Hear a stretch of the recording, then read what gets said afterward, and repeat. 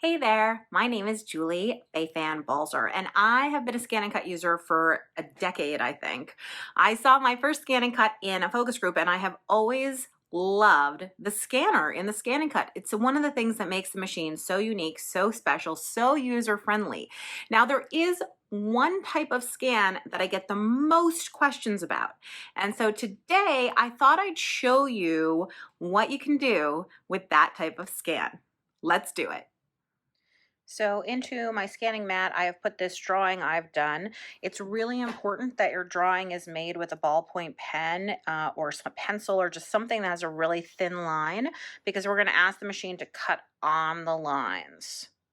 So I've loaded my scanning mat with my design into the machine, and I'm going to choose Scan. I want Scan to Cut data. I'm keeping it in grayscale mode, and I'm going to press Start.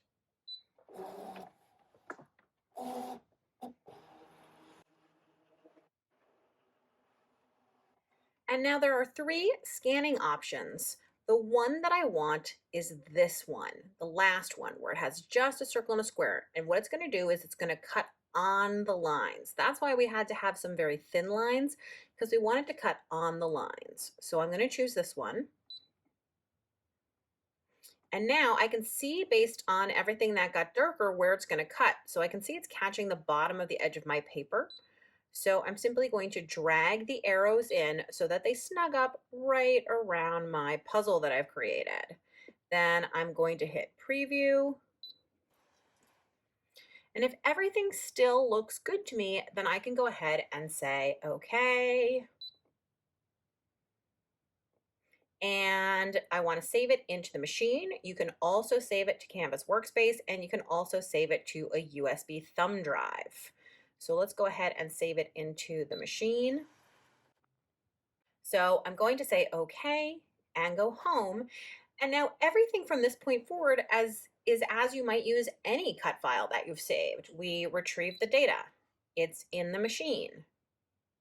It's the very last thing that we've saved. Here it is. So all I need to do now is say, okay, load my paper or whatever it is that I'm cutting onto my mat, and then we'll do a background scan to place it perfectly.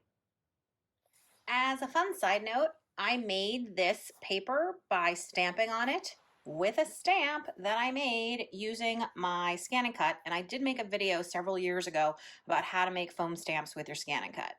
So now that I have finished scanning, let's hit edit. Can you see the red box that came up here? Each of these is a separate little piece, and I don't want that. I want to be able to just move them all as one big piece. So I'm going to use this multiple selection tool, and I'm going to do select all. So now I have all these red boxes.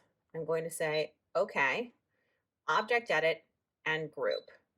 So now these are grouped together, and I can easily place them on the paper where I want to. So I want to save as much of this paper as I can. After all, I did make it. So now that it's snugged up in the corner here, I'm going to say, okay, okay again, okay again. And then I just have to hit please select, cut, and press start.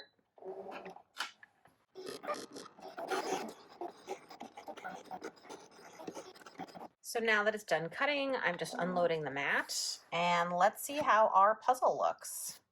You can see that each of the puzzle pieces cut away just right on the line. So obviously I cut out some pretty paper. You could also do a photo. You could also do a drawing. You can, divide it up any way you want. So now you know the ScanNCut can cut on the lines of a drawing that you've made. And of course, the ScanNCut can cut around the lines, and the ScanNCut can cut on the inside and the outside of the lines, and the ScanNCut can scan and cut around a stamped image or a sticker, and the ScanNCut can act as a large format scanner and scan your work to JPEG, and. The scanner in the ScanNCut is such a wonderful feature. I hope you'll explore all the different variations of scanning, and thanks so much for watching. Be sure to subscribe to my YouTube channel, and do check out the ScanNCut website at ScanNCut.com.